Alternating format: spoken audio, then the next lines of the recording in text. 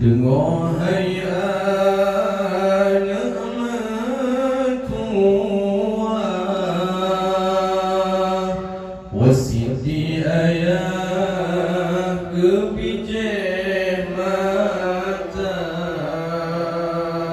Dengar hai anak tua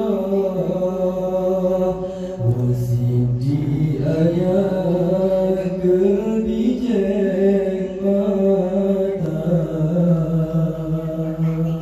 kadang anak tanya berpisah betua ayah dalam doa kata.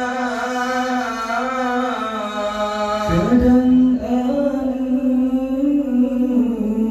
tanya berpisah betua ayah dalam doa kata. Udin hai anak umpama rumput makin si urang hatangan jaga. Udin hai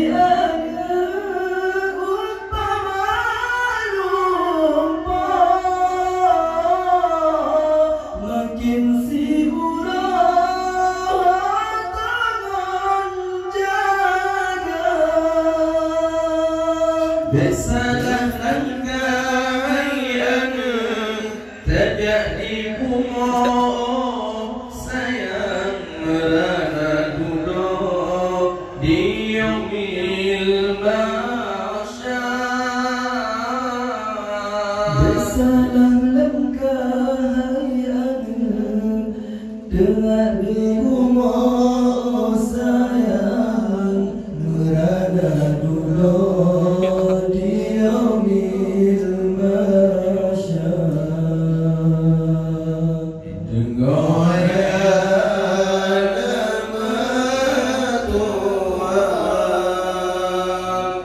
wasiti ayah kebijak mata. Dengar hai anak mertua wasiti ayah kebijak mata.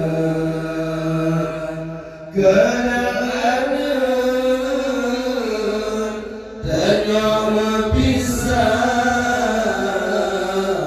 betua ayah dalam doa kata.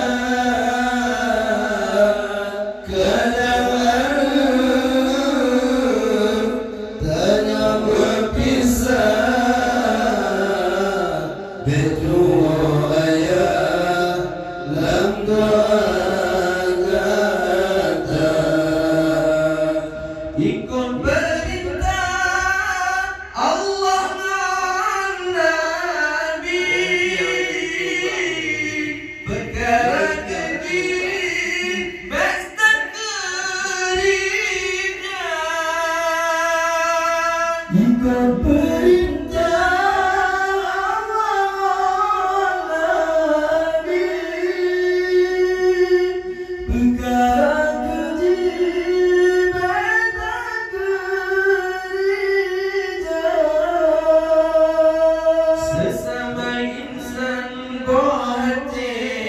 bertulung-mulung oh sayang wariskan kaum janjung syedara.